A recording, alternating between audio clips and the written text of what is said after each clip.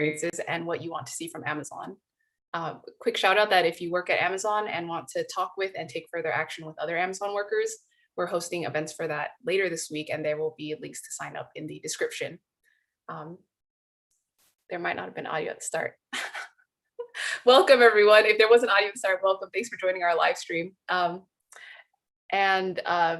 super looking forward to hearing from everyone. I wanted to take a moment to recognize that there are many communities that aren't represented today, specifically Indigenous groups who have been leading the fight for environmental justice for decades and centuries.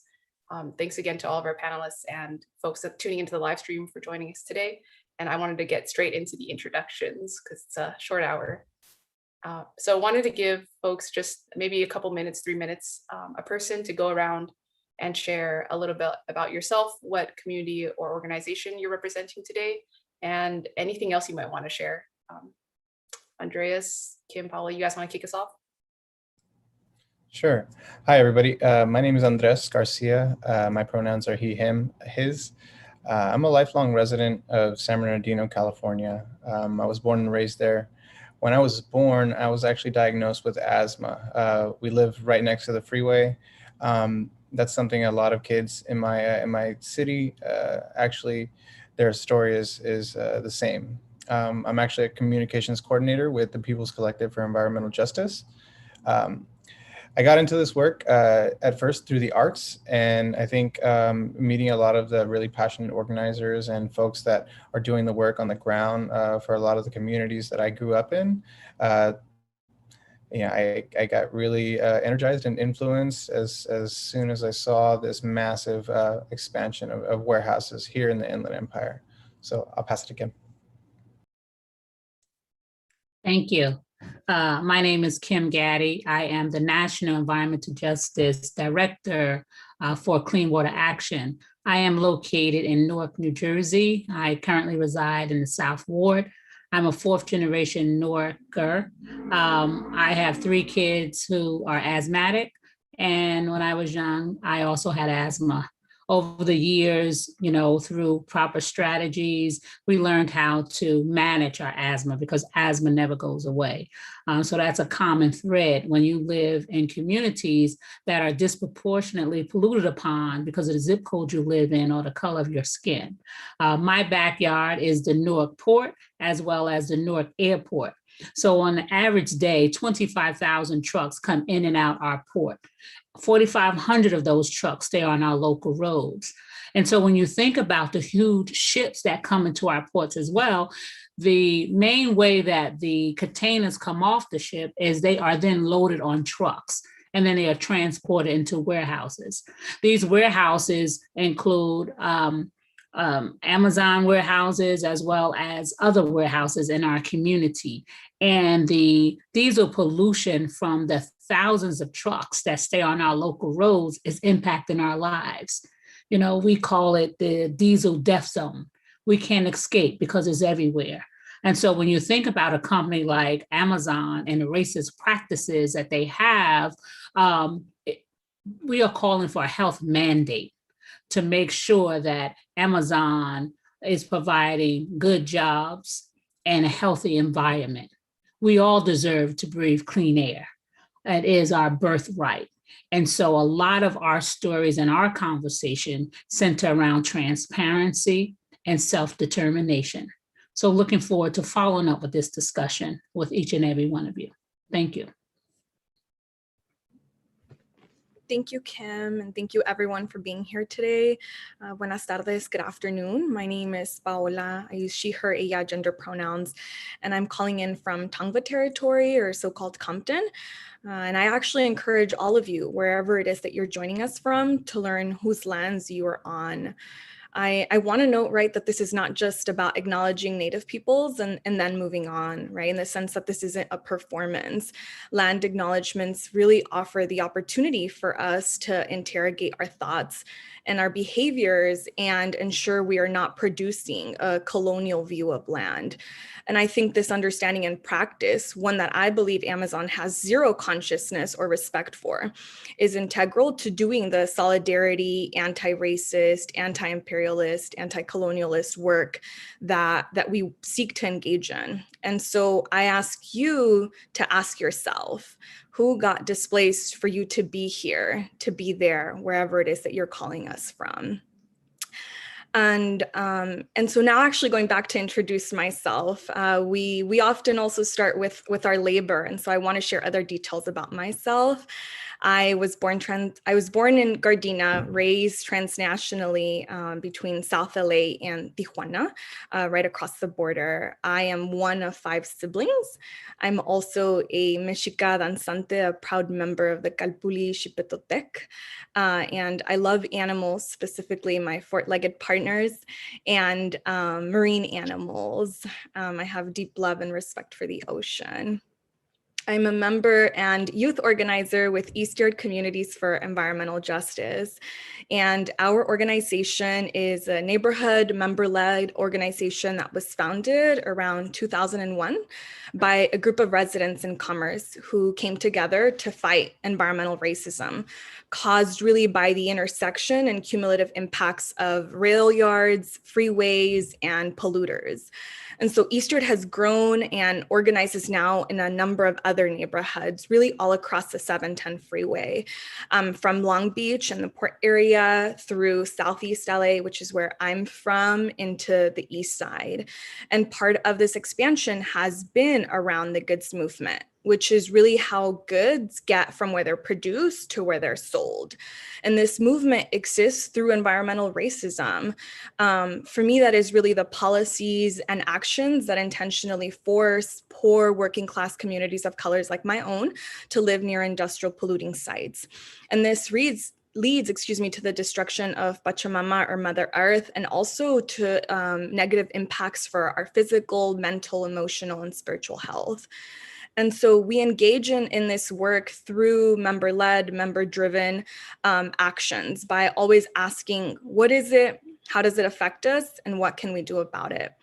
And Amazon has been expanding their operations in Southeast LA neighborhoods like my own by exactly understanding how environmental racism works and choosing to profit from this oppression. And so I'll be speaking more about that and what that has looked like in our neighborhoods. But I did want to name that. So thank you all. Thank you, Paola. Roberto, Jose, Yesenia, and then Eliza. It's so good to be here. Roberto Clack, the Executive Director with Warehouse Workers for Justice. We're a worker center based out of Joliet, Illinois, and North America's largest inland port. We got started as a labor organization, fighting for the rights of warehouse workers, better pay, less precarious work through staffing agencies, health and safety issues, things like that that are critically important to one of the biggest workforces, our entire state, warehouse workers, and one of the biggest warehouse hubs in the world outside of Chicagoland. I just got to say, it's so inspiring to be here with Amazon Employees for Climate Justice. We need workers to stand up for our climate. The people who oppress workers in the workplace are often the same people who oppress our communities and our local climate and pollute our communities. We have to bring it together. We have a saying, justice for all, and that's what we're here for. And workers, we believe, are going to play a big part in that, whether it's the workforce, stopping these ridiculous tax abatements, or fighting pollution. We need to come together. So we're so proud to be here with all the great frontline groups, and as a labor organization, solidarity, to all here, all the people. We got to come together as one community. Good afternoon, everybody. Jose Acosta with the Little Village Environmental Justice Organization here in Chicago, on the southwest side of Chicago. Really glad to be here with everybody today. As an organization, we started in 1994. I think now in our 27th year. And we're a group that was started by a group of parents who came together to fight to stop the school district from retiring the roof during school hours. And then it just kind of, organizers just started going through the neighborhood and seeing how many issues that there were related to environmental pollution in the community, and then just started fighting for environmental justice in Little Village. And just for folks, for context, Little Village is the largest Mexican neighborhood, not only in Chicago, but in the entire Midwest. And it's also a very industrial neighborhood. Over 50% of our land use is dedicated to industry, right? And you're talking about a neighborhood of close to 100,000 people, very densely populated neighborhood, similar population density to New York City. So very, very densely populated neighborhood with a lot of industry nearby. And we fought for many years to close down a coal plant, which was the most significant polluter in the community for a long time. And then more recently, our fight has been around, we've had a number of fights, but one of the largest ones has been around distribution and the movement of goods. We've just seen a major increase in warehousing and other TDL facilities in the community, and not only in Little Village, but throughout the southwest side of the city, throughout the southeast side, and of course in many different suburbs like Joliet and others. So we've, like Roberto mentioned, right, Chicago is, it has these inland ports. We are the intermodal port city of America. Although we're not on the coast, we have all these intermodal ports that bring goods from places like the ports of LA and Long Beach and Newark, and make Chicago this, the freight hub of North America. And that has a major impact on communities that are adjacent to these facilities, like Little Village, right? We're very close to Corwith Intermodal, which is the largest inland port within the city limits, and the third largest in the region. And then, so you're talking about close to 1 million containers that are coming in every year. Most of those are transferred to the warehouses locally, and bringing significant truck traffic to these communities. So, the southwest side and the southeast side, and it's really, these are communities that are majority Black and Latino, Latinx. They suffer disproportionately from air pollution as a result of all these concentrated facilities. And one of the major things that we're dealing with over here, compared to other places, is there's a lack of a port authority, right? There's no oversight over how this system happens. So although port authorities aren't always, don't always operate in the best possible way, we do know at least that it's a step that we can take. So we're continuing to push for that, to try to get some kind of oversight over these all these facilities and warehouses and everything. So yeah, I'll be happy to talk more about that today, of course. And like, forgot to mention as well that one of the most recent increases, of course, has been Amazon and their recent expansion into Chicago region, which we'll talk more about today. But that's why we're here, right, to talk about Amazon. So really happy to be here with all these, incredible people from across the country that are fighting this fight, and happy to talk about Chicago's role in this fight. Thank you.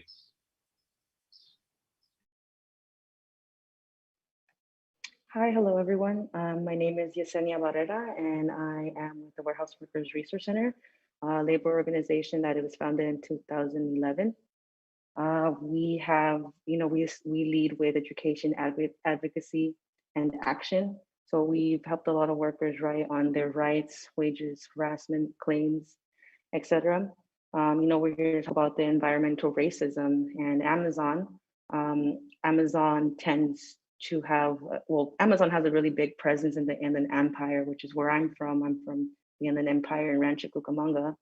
And they are really placing a lot of these facilities, airports, sorting centers, all throughout the Inland Empire in our Black and Brown communities. And, we're excited here to talk a little bit more, in depth about that.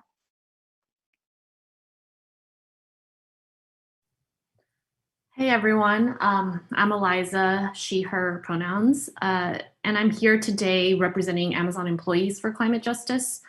I'm really honored to be here with all of the amazing organizers who have been fighting for environmental justice for many, many years. I worked at Amazon in Seattle for almost 6 years as a tech worker in retail, AWS, and in retail ops. I don't work at Amazon anymore, but I'm speaking on the panel today instead of a current worker because at AECJ, at Amazon Employees for Climate Justice, we try to do everything we can to protect current workers' identities.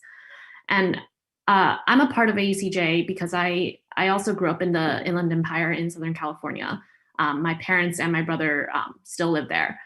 My family immigrated to Southern California, to SoCal, when I was 5, and specifically SoCal because there are a lot of Asian immigrants there already. And there are actually a lot of immigrant families from all over the world in SoCal, in that region. I recently stayed with my parents for over a month, and when I saw a lot of bloody tissues in the trash can one day, my dad told me that he gets nosebleeds almost every day. And it's hard to tell you, like, what it feels like to see that in the trash every day. But it feels even worse to have heard my dad talk about it so casually, like it's just a natural occurrence, a fact of life that you just have to accept. When my dad visited me in Seattle for the first time, the very first thing he said to me when he got off the plane was, "Wow, the air is so much better here."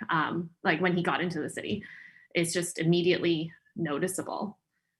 And it was such a head trip for me to move to Seattle to work for Amazon, because not only was I then working for the company that is largely responsible for the pollution in my hometown, I was also living in one of the most beautiful cities I've ever seen without any warehouses in sight. My parents live 2 blocks away from a warehouse. I thought everyone grew up next to warehouses. It wasn't until I left that I realized that that's not normal, and it's not right that companies like Amazon have systematically cited its warehouses in communities of color. The Inland Empire in California is also beautiful. It's surrounded by mountain ranges, actually like the one that's behind Andres's screen there, San Bernardino Mountains. But unlike in Seattle, you almost never see those mountain ranges because you can't even see a few miles down the road because of how much smog there is. So I'm excited and honored to be here today with you all. Thanks everyone for sharing your personal stories and perspectives, and I'm excited to hear more about the work of what you want to see Amazon do. I would want to take a brief moment to welcome any folks who are joining our live stream partway through. There's more info about the panelists and their organizations, as well as their Twitter handles, in the description. And just to call it again, if you work at Amazon and want to discuss or take further action with other Amazon workers, we're hosting events for that later this week, and the links to sign up for that are in the description. So kind of going back to, you guys kind of shared a lot of how it feels, how it's been to have Amazon in your communities again, but I wanted to go back to that question of how does Amazon show up where you live, and how does that impact your community? I'll kind of open the floor for anyone who wants to speak more about that. Well, in Newark, New Jersey, it shows up. It's in our neighboring town as well, Elizabeth. It's all alongside the turnpike. And again, the cumulative impacts of the pollution sources is what we see. It also shows up in a way where individuals who not only live in these frontline communities that's overburdened by pollution sources, when they go to work, now they're overburdened again by the pollution sources at their job. They're overtasked. They're not paid the proper wages, and so they are in a cycle that they can't escape from, right? And one of the things that we talk about in our community is the residents' ability to self-determination. Like, we have a right to not have Amazon in our community, in our backyard. Residents and employers have a right for their health to not be jeopardized by a job that doesn't care about them or their family. And so when you think about the increase in truck activity that we all talked about, when you think about the space, the land, it's always about Amazon coming into the community and saying, we're going to give your community the rateable, we're going to give your community this. They never talk about the health impacts that you're giving our community. They're not really talking about how they're not a good neighbor, and they don't have a good social contract or community benefits agreement to talk about climate change and their impacts on climate, that large space that they occupy, right? With no real renewable energy sources or anything. So they are taken away. and causing so much harm in our community. And that's what we're stuck with, unfortunately, with these huge warehouses from Amazon, and the ability for individuals to not have honest and open conversation about what they're going to do. It is real easy to make sure you electrify the trucks, right? That you work with our community to create zero emission zones, that you work with us to reduce the amount of Black carbon that impacts our climate, right? That you are talking to us about flood mitigation, right? And those kind of things that happen when you have all this blacktop and all this space and land, you don't have solar on your buildings. So these are the kind of things, that impact our lives. And we want to be able to hold Amazon accountable to making sure that our air is clean and that individuals who are employed there have good jobs and healthy jobs, more importantly. Thank you for that, Kim. And I want to add to that because that's truly reflective of the situation that we're seeing in Southeast LA, right? As I mentioned in my introduction, Amazon is expanding into Southeast LA neighborhoods. And really, I think that is because of the proximity to the ports and the connection with the 710 freeway that I mentioned, right? Which runs through these neighborhoods. Southeast LA is made up of working class folks of color.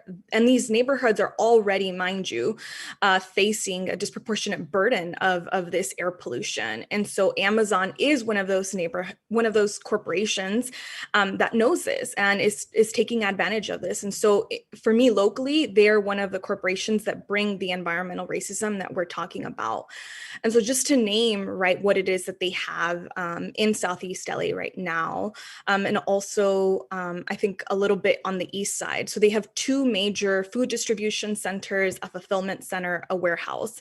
And last year during the pandemic, they actually opened up a parking lot in a neighborhood called Linwood by bypassing a traffic report process. And just yesterday, we actually got word that they purchased 2 parcels at a nearby neighborhood in the city of Bell Gardens as well. And so our members have responded to this in a number of ways. One, in the fall of 2020, we, including myself and my siblings, engaged in community research to count and document the number of Amazon trucks in order to really understand the harm, right, that they're having on our air and our bodies. And mind you, they stay deceiving us by using contractor trucks, okay? But we're able to tell that and to count them as well. We also held an Amazon Escuelita, or educational workshop, where members researched and learned about Amazon's violence towards workers and the environment and their role in surveilling us and working to deport our families. And one thing that I want to uplift about Amazon in our neighborhood specifically and their parking lot expansion is the impact that they have on loncheras, or food trucks and street vendors. So across the street from that parking lot that I mentioned that they opened up in Linwood, they actually purchased a lot, again through a contractor that previously rented out spaces to local food trucks. And Amazon straight up displaced these food trucks during a global pandemic. And so they're no longer able to park there. And we know of a few of them who have had to really struggle to find places for them to park, and has caused an increase in terms of pricing for them. And so Amazon shows up without informing the community about their encroachment. And they show up with warehouses and delivery trucks that worsen our roads, our air, and literally decrease our livelihood, right? And these trucks, as Kim was sharing, run on diesel. And for folks who didn't know and are joining us today, diesel exhaust is a known human carcinogen that can cause cancer, as it says in the name, right? But also a number of other health conditions like lung and heart diseases.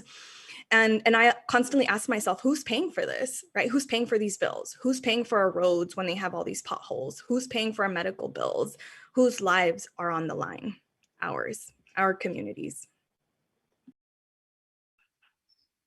Yeah, thank you for that, Paola. I mean, just to add to that too, what we've seen in Chicago is the way that the Amazon has come into neighborhoods or into communities has been very secretive. Very often they're using a third party, company or what's it called? A firm right, to go to the city or go to the town, one of the suburbs, right, and just everything is really coded in secrecy. So like often the community doesn't even know that Amazon is coming until it's too late, and the deals have been made between local political and economic leaders, and that's what we've seen at several facilities within the city. There's one on the southwest side in Gage Park, which is actually the largest Amazon currently in the city. Where if you talk to community folks, that they didn't even know it was coming, right? And it's literally just they were building this warehouse overnight.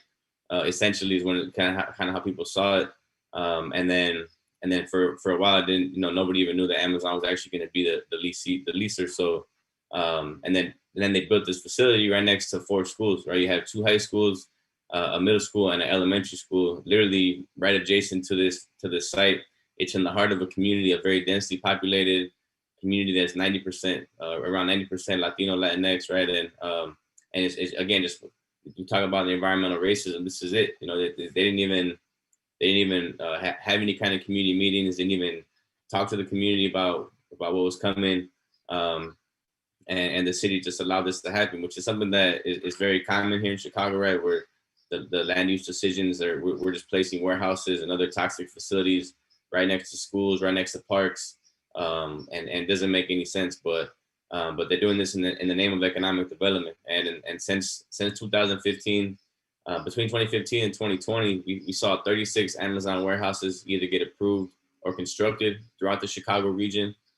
So they now have over 25 million square feet of space, of warehouse space in the region. And they've also collected over $750 million in taxpayer incentives as part of this. So not only are we not even playing a part in the planning or the approval of any of these warehouses, but then we're also subsidizing them, right? So it's the way that they've come in has been with little to no care of the impacts of their warehouses to the communities, and then because they're there's this narrative that they're paying $15 an hour minimum, right? These are good quality jobs, and because of that, a lot of our elected officials are embracing these projects. And the other thing too is that it's very predatory, because you have many suburbs where there's been a major lack of investment in recent decades. And so there's a need for employment, right? People are hurting out there, and especially after COVID, right? So that narrative of jobs is being used to approve these projects, to justify their location, to justify the tax breaks. But we already know that who's gonna bear the disproportionate impacts of the pollution, of the traffic, of the damaged infrastructure. So everything about the way that Amazon has come into our communities and into our neighborhoods, it's just been really disrespectful of people, and it's just another classic example of environmental racism.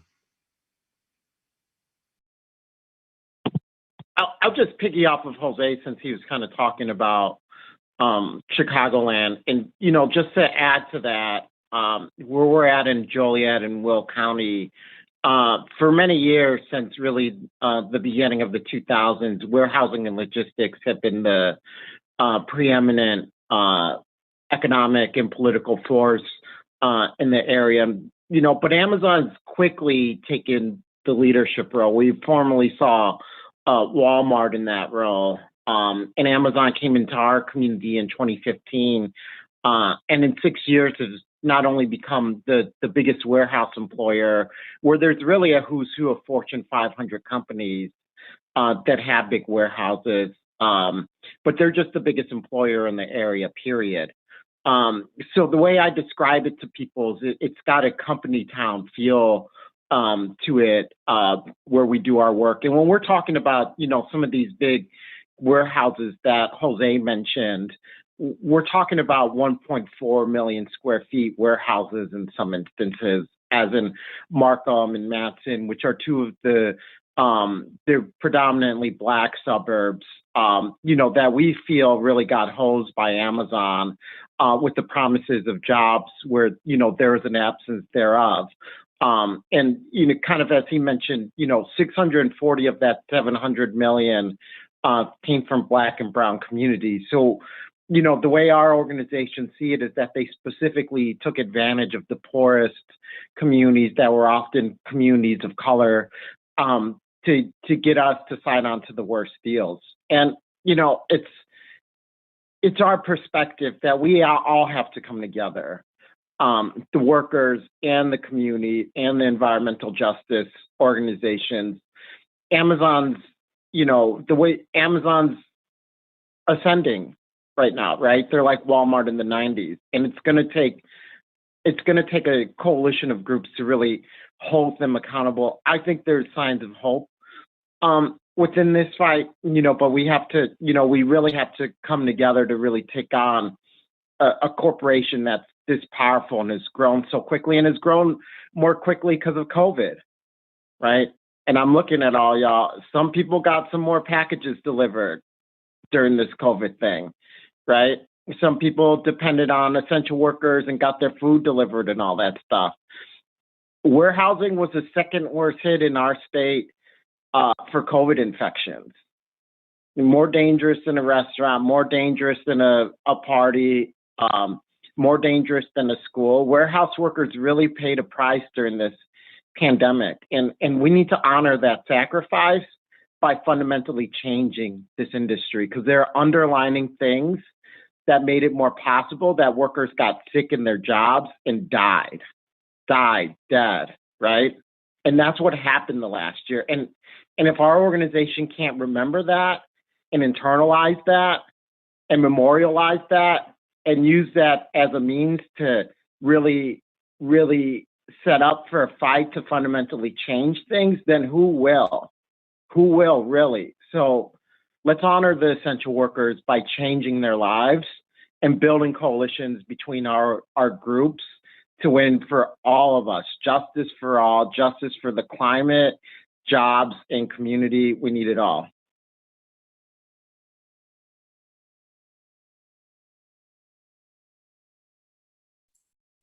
Thank you everyone for sharing that. It sounds like people are really touching on, jobs on one hand and health on the other.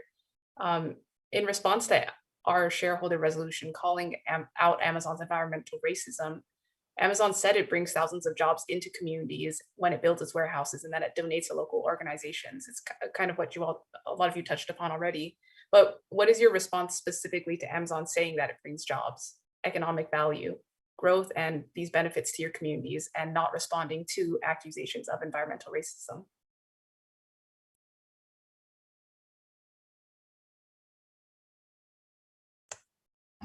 I would add that not only is Amazon a climate denier, they're a job denier as well, right? And they can't even see that the environmental damage and the health impacts that they're causing to their workers, they should be ashamed, right? And it's just ridiculous that they don't understand that it is environmental racism because of what they are causing to not only our community, but the employers.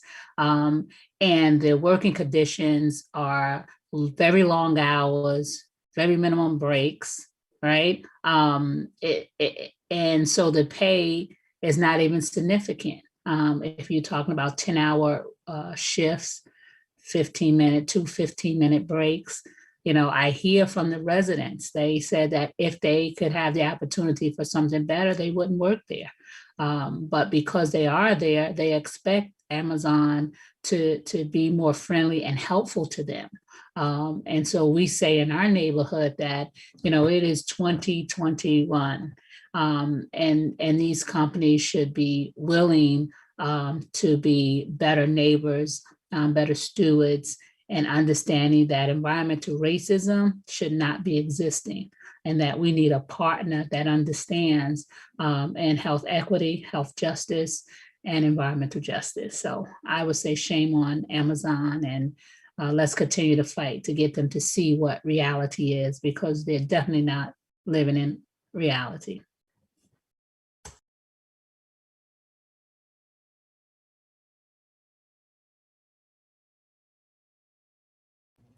I guess that I can also just on the jobs part. I mean, I think it's, I think Amazon could do a lot more. I mean, what people really miss, especially in communities like Joliet, is it's a union job, right?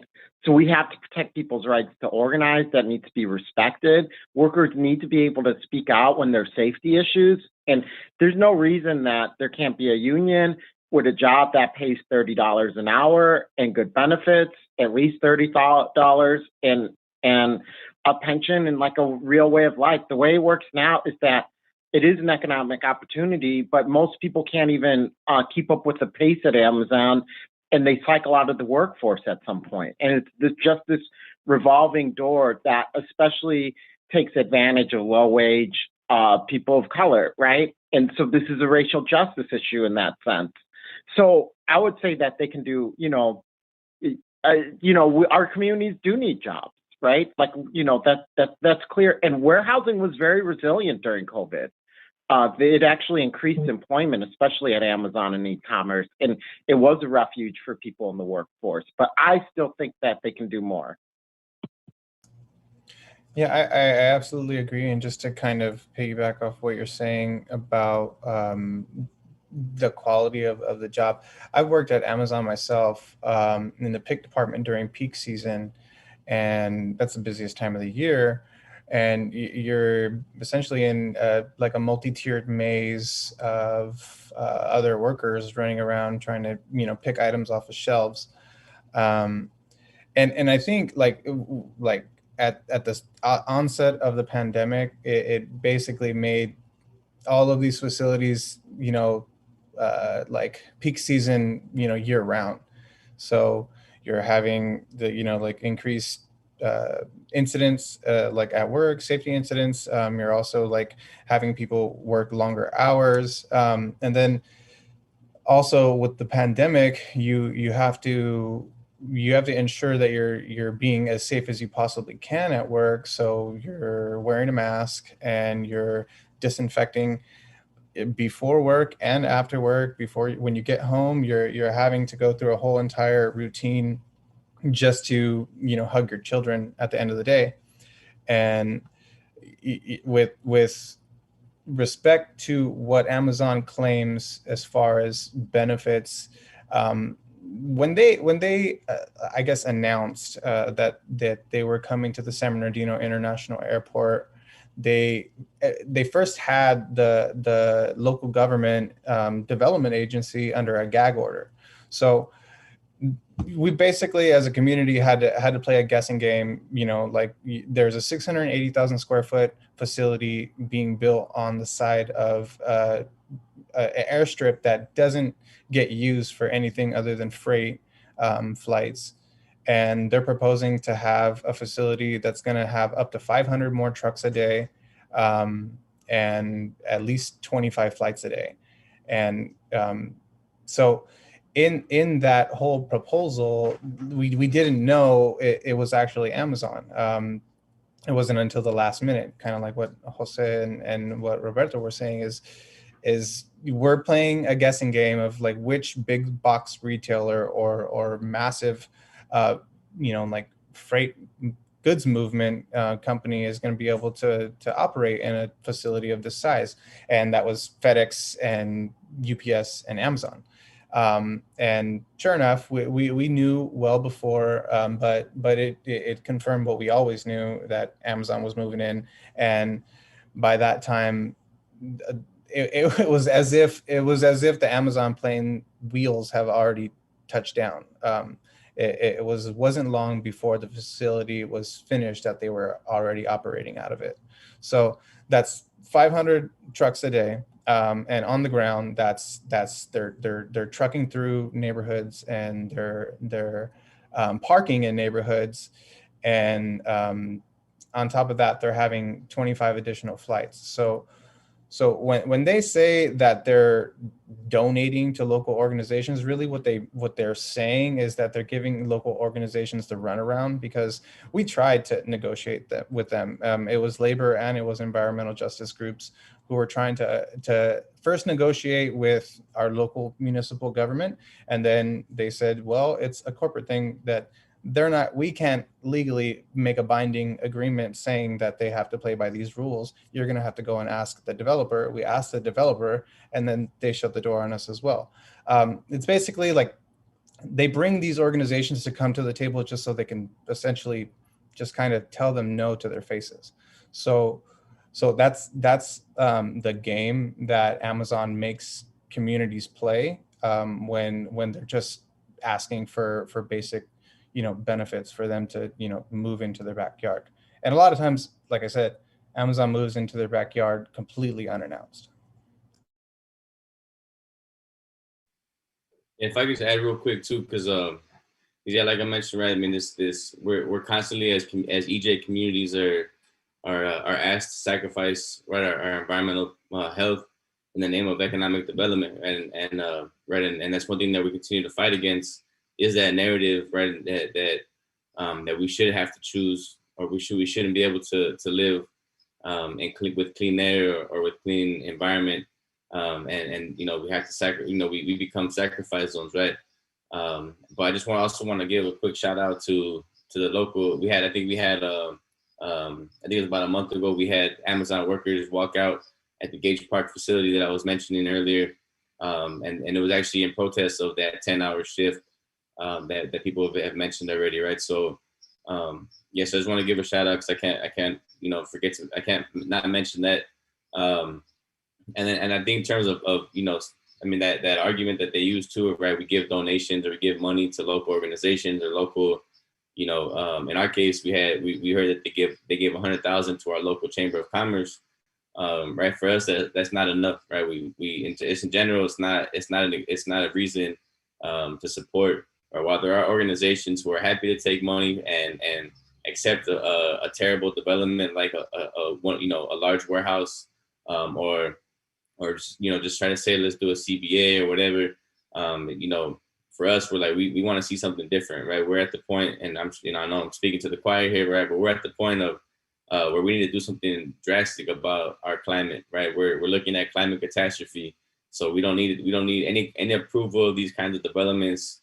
And in Adveco's estimation, it's not acceptable, right? We don't need to get to see more warehouses when we can be doing so many great things with renewable energy and just local farming and urban farming and green manufacturing, all kinds of other great things that we can do instead of a 1 million square foot warehouse like we're fighting against here in Little Village. So, which isn't going to be operated by Amazon, it'll be Target, but still, right? This is still something that's affecting all of our communities, and yeah, I mean, just buying out organizations and giving us money is not going to give us a clean environment or truck-free streets, right? So, so whatever they say they're doing it's never going to be enough.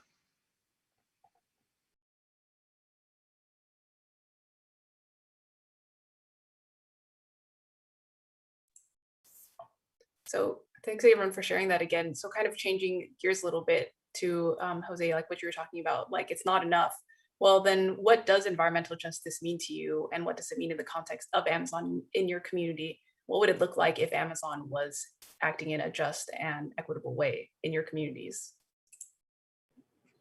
I can start with that, and I can really start with my ideal vision of that, right? Because to me, environmental justice begins when corporations like Amazon get out of our neighborhood, right? This one is a capitalistic imperialist organization that brings it all, right? And they monopolize everything around them. I mean, I was thinking about this, and if Bezos could hustle and oppress himself to make a profit off that, he probably would, right? They represent literal violence and harm to workers, as y'all just shared, right, to our bodies as community members who live next to all of their operations, to our land, right, to our air, our hoods. And so for me, I say that it begins here because in my view, again, they just got to go, period. But while that happens, right, while we work to achieve that, I also recognize that this accountability varies neighborhood to neighborhood. We're all coming from different parts of Turtle Island. And so I think it also means organizing to reduce that harm, and making making sure that Amazon, the shareholders really listen to us and meet these demands. And so this is really a call out to them, or a call in, right? And so supporting our organizing efforts for self-determination, honoring and working with Indigenous peoples, organizing for better pay, working conditions, union jobs, and for sure, zero emissions technology. They're able to meet this. They're choosing not to right now. And so while that happens, we will continue fighting for our life, fighting to breathe clean air. And a plug here, if folks want to support Easter and learn more about Easter, we actually have our annual Fighting for Life celebration, June 24th. You can go on our website, eycj.org, to support us. But yeah, we'll keep fighting for that ideal vision and that harm reduction in the meantime. And if I could just trail off of what you're saying, just about like just the commodification of the convenience, you know, of like our economy, and just how they've commodified the exploitation of workers the world over. And when I envision, you know, like first what environmental justice should be is what Paola said, is for Amazon not just to leave, but to like also make sure that they've paid their fair share for the footprint that they've left. Like we know lots of things about Amazon. We know that they don't answer to the federal government. They don't pay any taxes, let alone their fair share. They're building warehouses in in lower income communities of color. But what we need is an end to the harm, plain and simple. You know, they need to stop gaslighting us about the safety and like, I guess, friendliness of natural gas. They need to stop inflating job numbers and lying about job quality. And when it comes to actual, like, efforts and action, they don't need to greenwash their benefits. You know, they don't need to put tiny solar panels on a massive, million square foot warehouse is not going to cut it. It's not going to mitigate the actual harms of diesel emissions from the trucks. You know, the trucks that they're asking, like the South Coast Air Quality Management District for like publicly funded money for them to pay for their own, for fleets that they have the coin to put out for.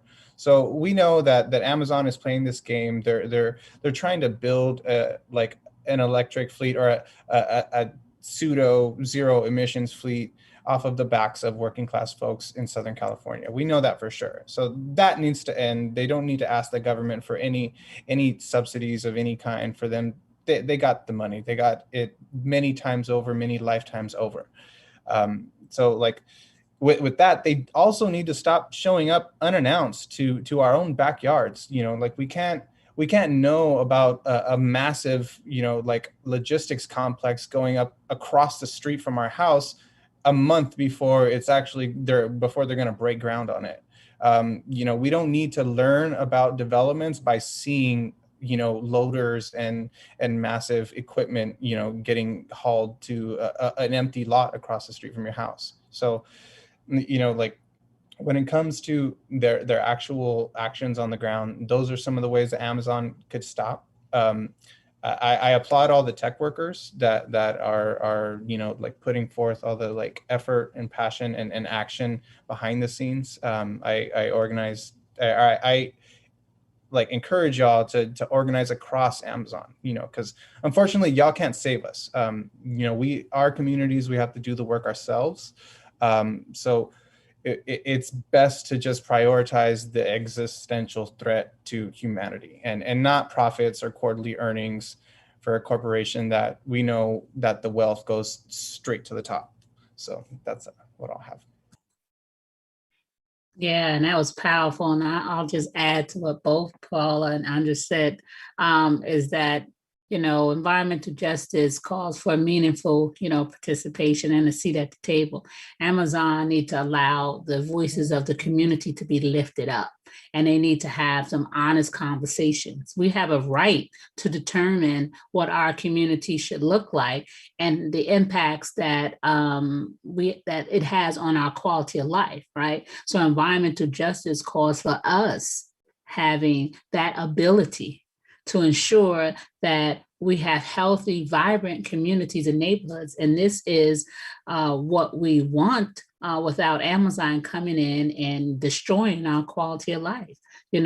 We deserve to speak for ourselves. We know what we want. We don't need people parachuting into our neighborhood telling us what they think is right for us, or parachuting our neighborhood saying, well, we have 5,000 jobs, at $15 an hour, $20 an hour, this is what you should take. No, come into our neighborhood, respect our neighborhood, respect us, and let us have a conversation. That's what environmental justice is about. Us having that ability to dictate what we want, because we know what we need and we know what works in our community. We don't need more pollution, right? And so I will stop there. Thank you all. Yesenia, do you want to add anything about kind of like how you see our Amazon being a partner in your community, or what jobs versus having a clean environment would mean for you?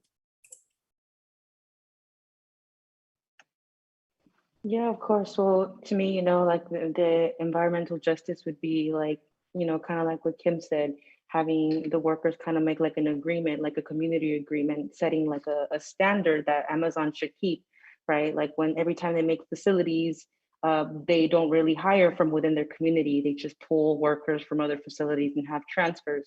That's not really providing jobs into our communities. That's actually just pulling out from other facilities and bringing them back into, these newly opened up facilities as well. So I would definitely probably, have to say like, us kind of putting in the efforts to kind of organize around this and having like an agreement that way we can make Amazon, accountable, for everything, for coming into our communities, because they're coming in, bringing in more sort centers, new facilities, right? They're driving cargos and delivery trucks and messing up our streets. They're having extra flights, come in with more freight that's causing more pollution to our air, especially in our communities. And also, just want to point out that, Amazon really preys on, the Latinx and immigrant people. Very often, the majority of their workforce is Latinx, and it's like at a 55%. So overall, we definitely need to organize, around this issue.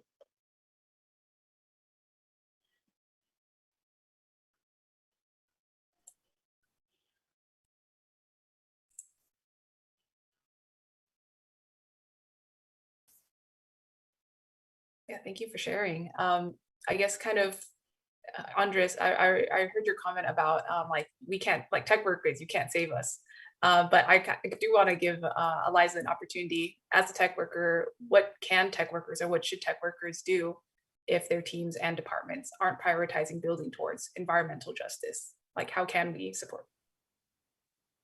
Yeah, I mean, I can tell you so many stories about when I was at Amazon, about all the times I tried to change how my org was doing things. I worked in retail, like I mentioned. I also worked in retail operations. And I remember when I was in retail, one particular story, I remember when I was in retail, we convened a bunch of groups across the retail org to meet with sustainability, to talk about how retail and sustainability could work together to reduce retail emissions. And we were discussing a number of ideas, but everything just got completely shut down when somebody said, that their org had a mandate that they couldn't do anything to interfere with the buy box, with basically like the buying journey that a customer has to click buy. And so it became really clear that, we were while we were allowed to kind of play on the margins, we couldn't really do anything that would significantly change how Amazon's operations were already working. Another example, I had an old coworker who moved to supply chain social responsibility in the sustainability org. And after she moved there, she told me that she was really frustrated with her job because she had to go to a bunch of teams across Amazon and basically beg them to use her team's like list of vetted suppliers who were considered socially responsible. And all these teams would say, no, we can't do that because we already have our suppliers that we're moving forward with. They had their own deadlines and targets, and to move to a different supplier would mean pushing all of their deadlines, and they had their own goals and metrics to meet, right? So it's just the classic kind of responsibility without authority problem. And to be clear, I don't think it's to blame these people at all. The people who are saying, oh, we can't do that, we can't do that. They were just trying to do their job. And their job performance was measured on how well they delivered on goals set by their leadership, not on emission reduction, not on, how many people in Amazon who work at Amazon Tech have, equitable distribution of pollution in their org's goals, probably zero. One of my coworkers literally spent years drafting a super detailed data-driven 6-pager about a climate program. And 6-pagers are, Amazon tech workers, like a primary way of getting a lot of programs and initiatives forward. He spent literally years working on this, and it didn't go anywhere. So after several years of trying to do things as an individual in my org, during my spare time, when I wasn't trying to hit the goals that my leadership set to be considered a good performer, I realized that, large scale change is only possible when senior leadership priorities changed. And their priorities change only when there's pressure and when there's, their priorities are always going to be growth and always going to be profit. And it's not going to change unless there's pressure otherwise. And that's exactly what we saw, right, with the climate pledge and which happened because of the climate walkout. So in terms of, what tech workers should do, especially when Amazon has no plans to address its environmental racism, when they're actually denying that there's a problem, right? Including by excluding our shareholder resolution from the ballot. And they're also telling us that they're already responsibly managing the company's impacts in communities of color, which is just, a huge slap in the face, like with all the data and all the examples that we have shown them. They tell us stuff like, oh, all the PR things that you all have heard, we're buying 100,000 electric vans. What they don't tell you, though, is that those are for last mile, for customers, for going from warehouses to customers. And, Andres' organization, People's Collective for Environmental Justice, showed that actually these warehouses that all of us are talking about, the products disproportionately the customers are not in those communities. So the communities living next to the warehouses are not even getting most of the benefits from the ease of online shopping. And so Amazon's PR of saying they're buying 100,000 electric vans, what they don't tell you is that those aren't going to the communities we're talking about. Those aren't going to the communities that are most impacted. So when you read Amazon's PR about their climate pledge, about the solar panels that they're installing, about net zero emissions, ask some deeper questions, like where is the racial equity lens in the climate pledge, in the climate plans? And I also wanted to mention, Andres talked about how it's a game of how Amazon comes into these communities. When I worked in retail ops, we literally we had a lot of things we literally would use playbooks for when launching Whole Foods sites, when launching new sites. There's a playbook that all the teams follow of best practices of what to do. And I can, when is racial equity in that playbook? It's not going to be, right? Unless we, as tech workers, as community members, call for that. And so what should tech workers do? I think it's, you got to ask those deeper questions and organize, get involved and ask deeper questions, take action, and get involved with us. And so that you also can work with these powerful speakers and organizers that you're hearing from today, and work together with them, because as Kim was saying, right, people living next to the warehouses know what solutions they need, they want, what we need for not just the health of the community, but also for, a livable future for all of us. Thank you so much for sharing that. And Ben, definitely thank you to all of our panelists for speaking here today. I definitely learned a lot from this, and I'm inspired also by all the work you do. I'm kind of hearing three main things that people have shared. One, that Amazon is making people in communities of color sick, that Amazon makes communities of color sacrifice their health for jobs. Two, that Amazon denies there's a problem, and so there's no plan to change how it operates. But lastly, that three, none of us accept that Amazon should make people sacrifice their health for jobs. So we're all going to keep working together until Amazon fixes it. Sounds good. Yeah, just thank you all again for joining us today. And I just want to wrap up with another call to all Amazon workers that we need you to keep taking action so that Amazon can be held accountable to the racist harm it enacts. And we invite you to join us this Thursday or Friday. The link to sign up for that is in the description. And panelists, if you would like to come off mute and any last words, feel free to do so. I just want to thank Eliza for those powerful words and his understanding. And it shows that it is not an either or, you know, it is not the environment or the job, it's not environment or industry. You know, we are all in this together, and our health is our wealth. And if we don't have that, we cannot survive. So I want to thank you all for this, for allowing me to participate in this powerful panel. It was great. Continue to work. Thank you all so much. It was so great to hear from all of you. I learned a lot too. So good to be with you all today, and hopefully more in the future.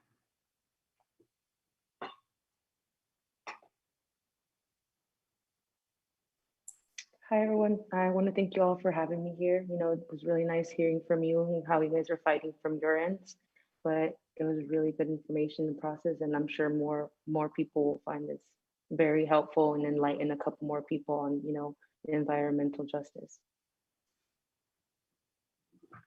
Hey, real quick, just want to thank everybody for inviting us to be a part of this, and just for all the amazing work that you all are doing. We're talking about the biggest company in the world, right? So it's like people said, it's going to take all of our collective efforts, but we're not alone in this. And I think that kind of gives you hope. It gives you inspiration, motivation to just keep fighting and say, like, we're gonna win this eventually.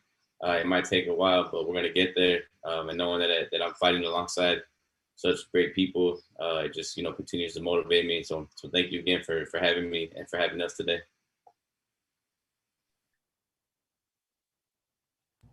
Yeah, I also want to just echo tons of gratitude towards, you know, the tech workers and just being able to bridge this gap. I think it's really important, you know, for us to kind of highlight and uplift how y'all are taking the risk to uplift us, and that is a huge help, you know, for us, and to folks who are watching this, residents, you know. I think I feel comfortable saying that a lot of us are just regular folks. You know, we're like, you know, we're community members who, you know, like, who have curbside conversations and interactions with our neighbors too. And it's important for folks to not feel so subjugated by Amazon that they can't feel like they can fight back. We can build power, and you know, like, we could build capacity in our neighborhoods and really, like, make things count where we work. So yeah, that's all I have. Thank you all.